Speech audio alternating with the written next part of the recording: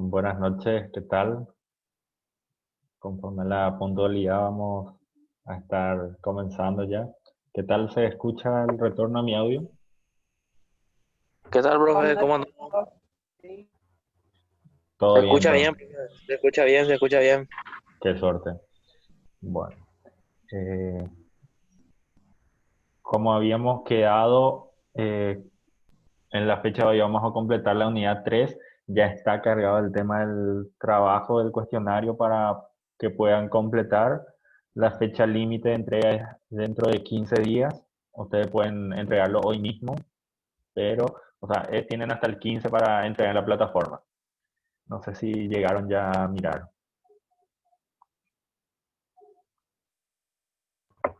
Sí, profesor. Son 12 preguntas, si no me equivoco, sencillitas para ir completando.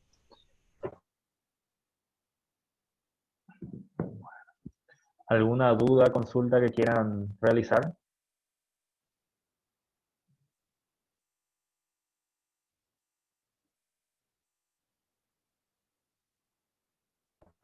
De mi parte, no. De Bueno, parte mía está todo claro, profe. Sin bueno, problema. genial. Cualquier duda que tengan sobre algunas dudas sobre la pregunta, a veces por un error mío tipeo mal, me pueden preguntar sin problema en el grupo, en la plataforma, en mi WhatsApp. Y cualquier duda, estamos para poder ayudarnos. Eh, Perfecto, profe, gracias. Hoy vamos a hablar de la unidad 3. La unidad 3 nos habla de los recursos públicos. Más o menos la idea que tendríamos sobre recursos es, o sea, serían los bienes que uno tiene, o sea, los recursos. Siempre al hablar de recursos estamos hablando de algo monetario, de algo de dineros, o sea, de bienes, de valores al respecto. Y específicamente, cuando se habla de público, se entiende que está presente el Estado. Eh, por eso, hoy vamos a hablar de lo que son los recursos públicos, las, las formas de recursos que se obtienen. Y como primer punto, el recurso público, como les dije, recursos son los bienes y valores o dinero que tiene, que y público significa que está implícito la presencia del Estado en ese punto, entonces se podría definir al recurso público como toda suma de dinero, bienes o valores que posee el Estado en sus arcas o que va a poseer en sus arcas. El concepto que dice el material, dice el recurso público, es toda suma de dinero o bienes que ingresa al patrimonio del Estado a las cajas fiscales en virtud de una disposición legal. Siempre, este punto, el Estado, como ente de persona pública, ente de derecho público, se rige por el principio de legalidad. Esto habíamos hablado en la primera clase, que el Estado se rige por el principio de legalidad. ¿Qué significa eso? Que sí o sí tiene que establecerse una ley todo lo que tenga que realizar el Estado. O sea, no puede realizar de motus propio el Estado si no le permite la ley. Y era lo contrario a lo que establecía el derecho privado. El derecho privado era todo lo que no está prohibido está permitido. En cambio, la premisa en el derecho público, en cual forma parte del Estado como ente de derecho público, es que está prohibido todo lo que no está permitido. O sea, solamente lo permitido puede realizar el Estado y de ahí se conoce como el principio de legalidad. Siempre tiene que haber un fundamento legal para que pueda actuar el Estado. Eh, También me pareció interesante hablar de la diferencia entre ingreso y recurso, porque el recurso es lo que considera que tiene el Estado como derecho de percibirla a través de lo que se establece en la ley, o sea, los tributos que tiene el Estado que va a percibir. En cambio, el ingreso ya es cuando el Estado ya percibe esos tributos. y ingresa ya a las arcas del Estado. Ahí está la principal diferencia entre recurso e ingreso. Como primer punto, vamos a hablar de los recursos derivados. Los recursos derivados son el recurso primordial con que cuenta el Estado, el recurso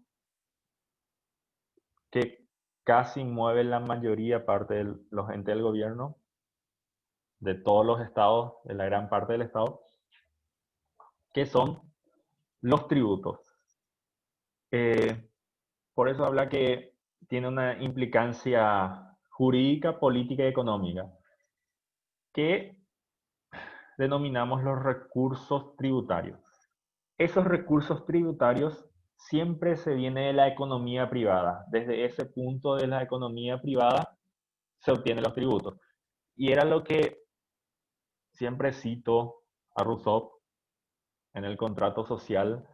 Lo que dice él es que nosotros realizamos ese pacto y cedemos nuestros derechos y nos obligamos a mantener ese estado para que me pueda garantizar a mí poder sobrellevar una vida digna, reglamentar las cosas. Caso contrario sería una anarquía y una pelea entre todos si no se encuentra regulado y administrado por el Estado. De los tributos, los tributos serían las prestaciones obligatorias que se tiene que realizar en algunos puntos y percibir el Estado. Estoy agregando a los compañeros.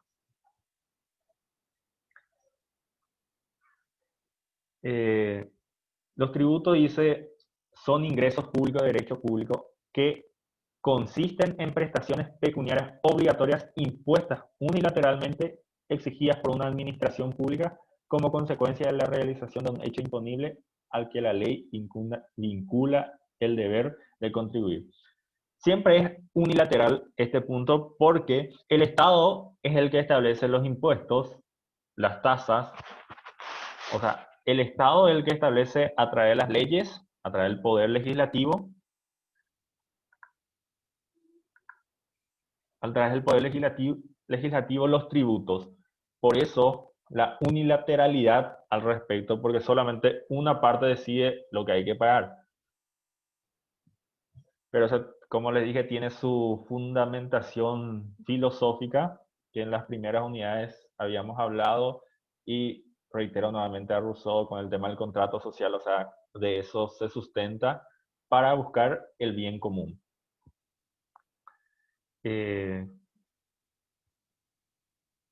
Siempre tiene que haber el principio de legalidad. En la primera unidad habíamos encontrado una garantía constitucional que todos los tributos tienen que ser establecidos en la ley. No puede crearse un tributo a través de ordenanzas o de decretos presidenciales. Tiene que ser establecido por la ley. Al hablar de clases de tributos, encontramos 3 clases de tributos que la mayoría de los doctrinarios coinciden en ese punto, que son los impuestos, las tasas y las contribuciones especiales.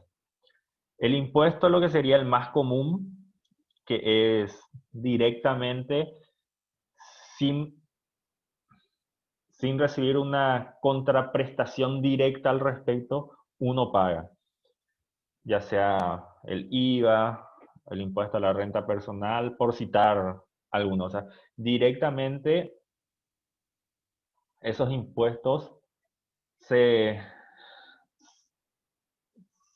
pagan, ese tributo que se denomina impuesto se paga directamente sin recibir una contraprestación directa por parte del Estado. Siempre hay, de acuerdo a la riqueza objetiva y subjetiva de esos puntos se obtiene. Por ejemplo, el IVA, de acuerdo a los bienes o servicios, se paga a través de los beneficios. Por un cierto punto, los servicios, del 10% de esos servicios se paga lo que es el impuesto al valor agregado, por decirlo así.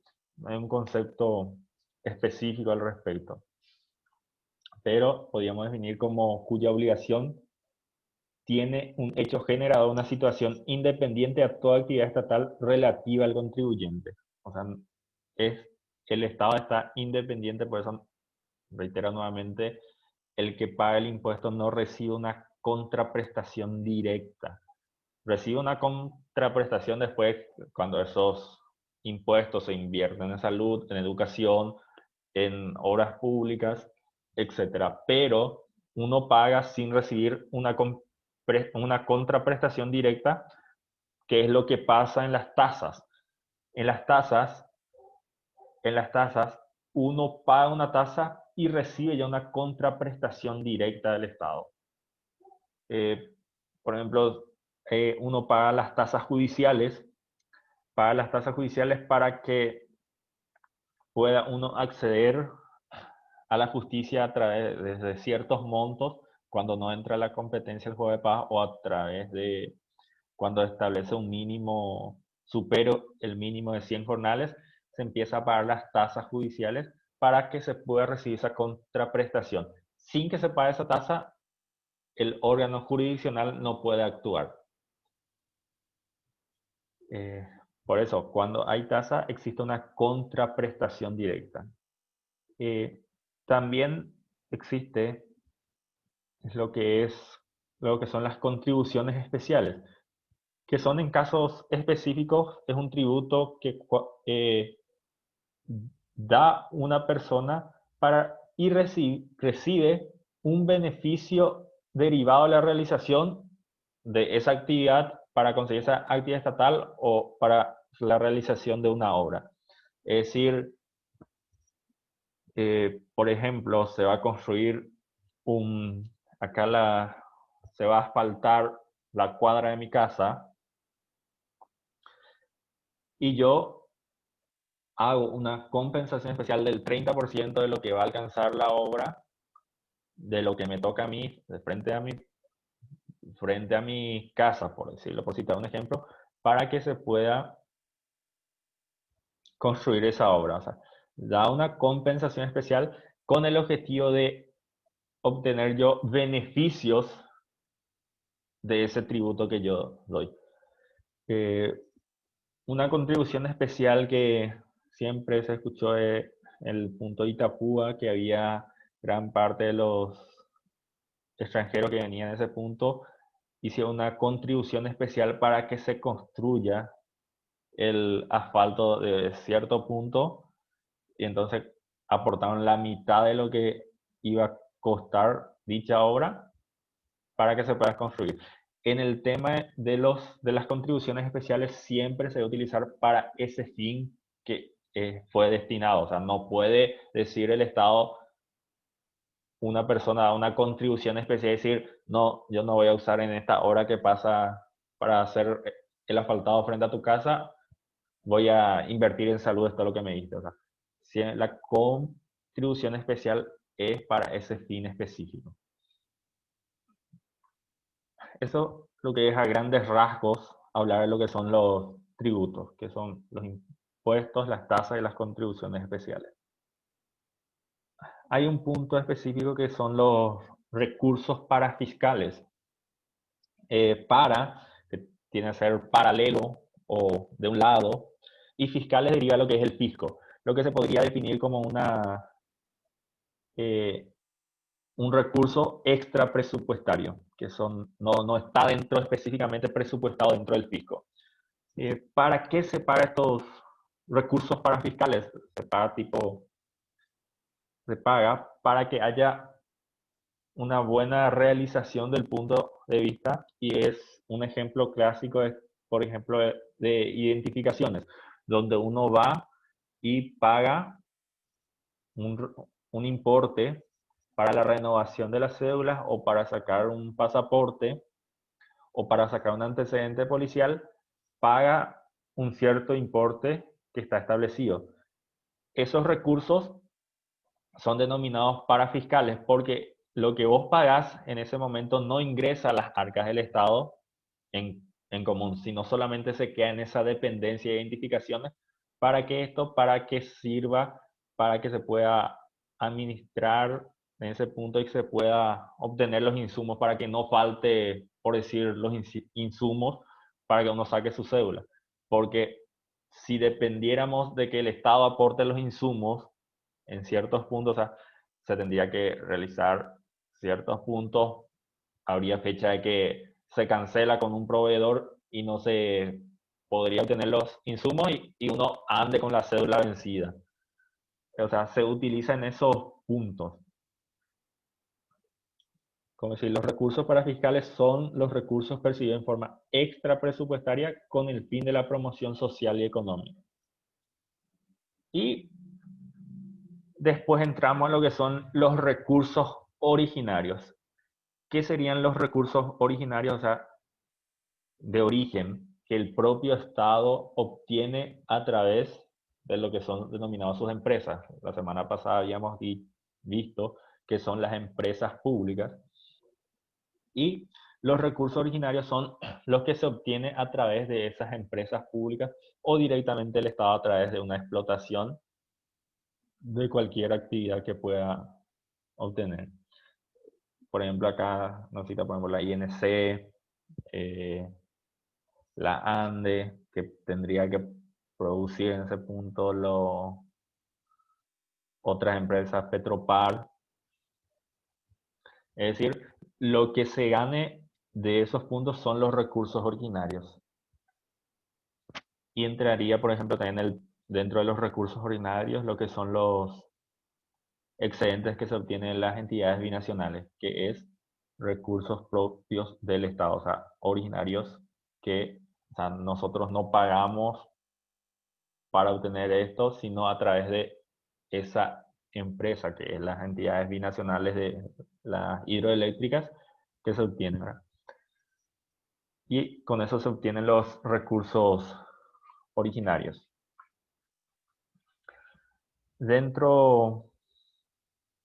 Al hablar dentro de las empresas públicas, hay lo que se denomina al hablar el precio, que es lo que establece el Estado dentro de esos puntos. El precio es lo que uno tiene que abonar a través de una contraprestación recibida por alguien, ¿verdad? En este caso, una contraprestación recibida del Estado. Hay distintas clases de precio, que son el cuasi privado, el precio público y el precio político. El cuasi privado, el que se asemeja al precio comercial, es decir, está dentro de los estándares del precio comercial, o sea, con el fin que se obtiene con el cuasi privado, es que el Estado genere recursos y obtenga para que pueda generar recursos originarios. En el caso del precio público, es cuando se abona una contraprestación a través de un servicio público que se realiza y solamente se paga el costo del mantenimiento, el costo de la obtención de esos bienes para financiar los recursos. Y unos ejemplos serían lo que son las ESAP y la ANDE, teóricamente tiene supuestamente los precios públicos, es decir, solamente para cubrir sus necesidades, sea el costo de explotación de servicios, las cargas financieras de préstamo, reposición de servicios en esos puntos. Solamente es para cubrir esos puntos, de ahí el precio público que viene, ¿verdad? Y el precio político es el peor de los precios para el Estado, donde se tiene el objeto de una prestación de un servicio, pero por debajo del precio real. O sea, en otras palabras, el Estado está perdiendo por realizar esa prestación y a eso es lo que se denomina el precio político. ¿Y cómo se cubre esas pérdidas? A través de los tributos que uno viene paga, a través de eso se subsidia para poder compensar ese precio político. ¿Dudas hasta acá? Continuamos.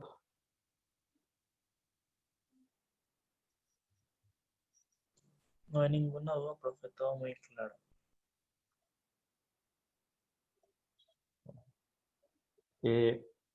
Después, nuestro programa nos habla del crédito público.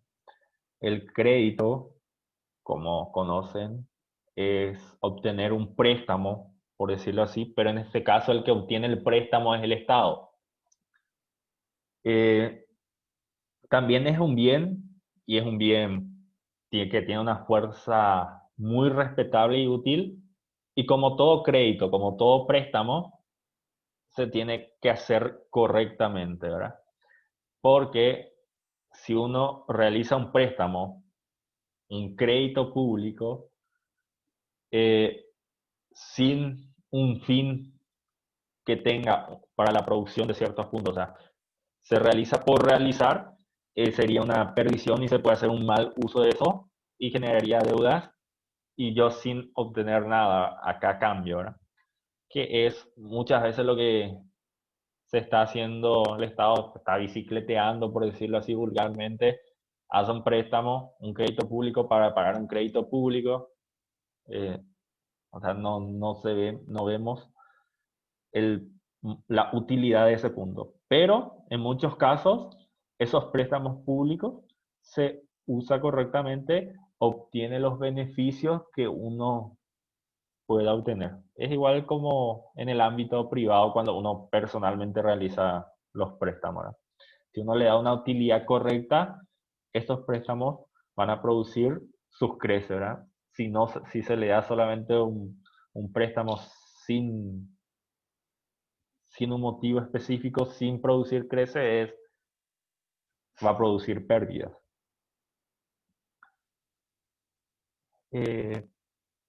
Siempre se escucha hablar del empréstito y el préstamo, ¿verdad? Siempre se quiere hacer diferenciar. Hay algunos que dicen cuando se habla de empréstito, se habla de créditos del extranjero. En realidad no es eso. La palabra empréstito viene a ser tipo la capacidad legal que tiene el Estado de realizar préstamos de dineros de particulares. Eso es lo que es el empréstito. Puede ser interno o externo. O sea, no tiene nada que ver que muchas veces se quiere confundir ese punto que se llama préstamo a lo que son internos y se llama empréstito a lo que son externos. O sea, no viene a ser, es la finalidad. O sea, el empréstito es la capacidad legal que tiene el Estado para obtener un préstamo de particulares. A eso es lo que se denomina empréstito. O sea, y emite títulos de obligaciones al respecto que mayormente y comúnmente son los bonos soberanos que siempre escuchamos.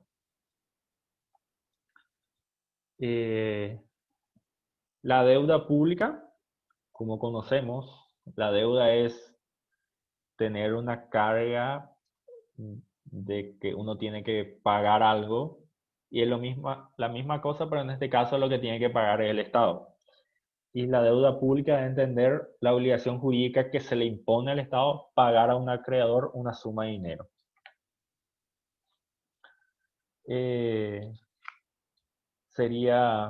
Hablamos de la clasificación de la deuda pública interna y deuda pública externa, que no existe mayor duda, la deuda pública interna es la que se realiza dentro de su jurisdicción, o sea, dentro del país, a eso se denomina deuda pública interna, y externa es cuando se realiza, o sea, los que dan los préstamos son del extranjero, ya sea, por ejemplo, el Banco Mundial, el Fondo Monetario Internacional, etcétera, etcétera, o particulares mismos que compran los bonos a ciertos puntos. Después está la deuda flotante y la deuda consolidada.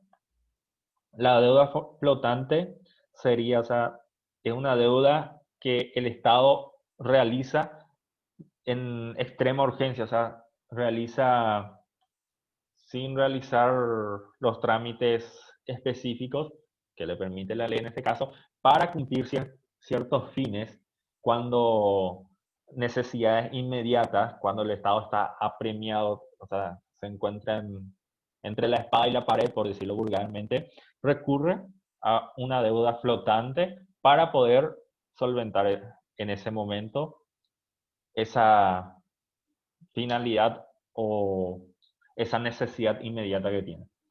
Y la deuda consolidada sería la deuda normal, por decirlo así, que ya está ya establecido los plazos, la mayoría de las veces, retrocediendo a lo que es la deuda flotante. La deuda flotante es mayoría de veces a plazo corto, y la consolidada es cuando esa deuda flotante pasa a ser ya consolidada, ya pasa a ser una deuda normal, por decirlo así, donde se establece ya los plazos más largos, con en cuánto tiempo hay que pagarlo, y se rige ya los estándares normales para la adquisición de esos empréstitos. También hay una deuda perpetua y la deuda amortizable.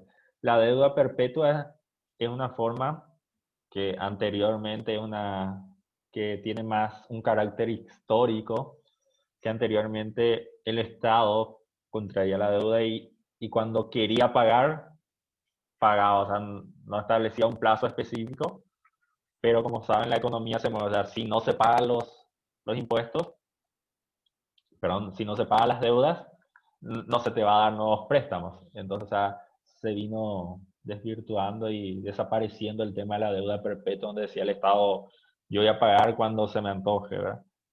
Es decir, la contra de eso es que no va a obtener más nuevos préstamos.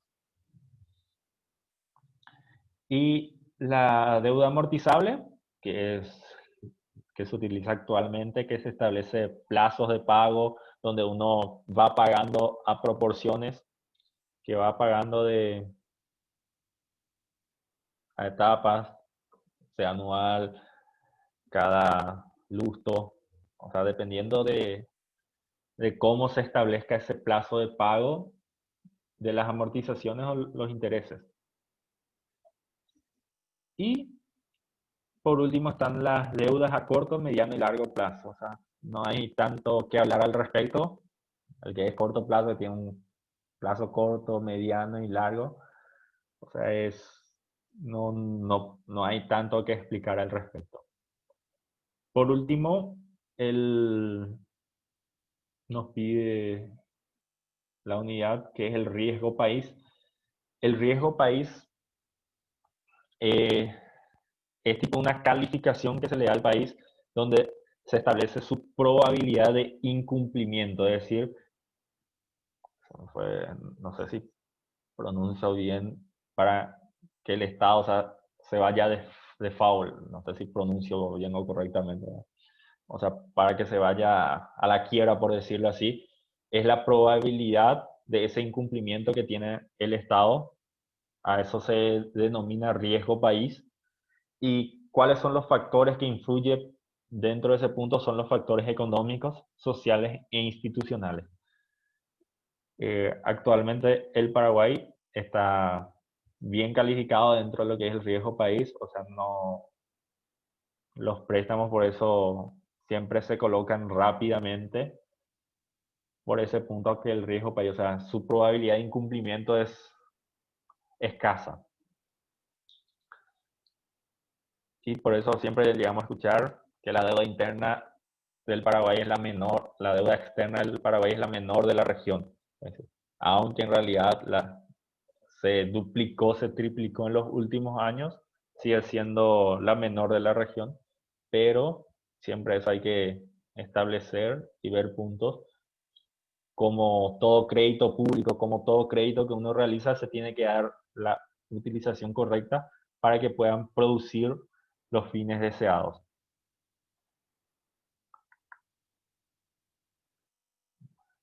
Hasta este punto la unidad, no sé si tienen alguna consulta que quieran realizar. Pues nos quedan 6 minutos por Zoom. La verdad que está muy bien. Se aclaró muy bien lo que dijiste, se entendió. Bueno, qué suerte. La última parte llegué a escuchar mejor. Eh, nuevamente, entonces, reiterando, creo que ahora están más, cuando entraron, están unos cuantos, ya está la tarea para dentro de la plataforma. Hoy completamos la unidad 3, cada 3 unidades les pongo el cuestionario, son cuestionario de 12 preguntas, si no estoy equivocado. Son preguntas sencillas y simples de la unidad 1, de la unidad 2 y de la unidad 3. Cualquier duda que tengan o consultan, pueden escribir en el grupo o pueden escribir en el foro o en mi correo o directamente personalmente en mi WhatsApp. Cuando tenga tiempo le respondo sin problema. Dale, profe, muchas gracias.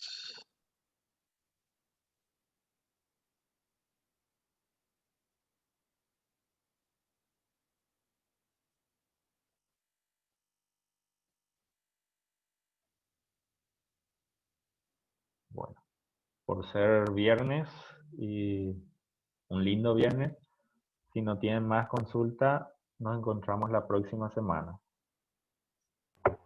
Bueno, profesor, gracias. Bueno, buen fin de semana para todos. Gracias igualmente, profe. Gracias igualmente, profe.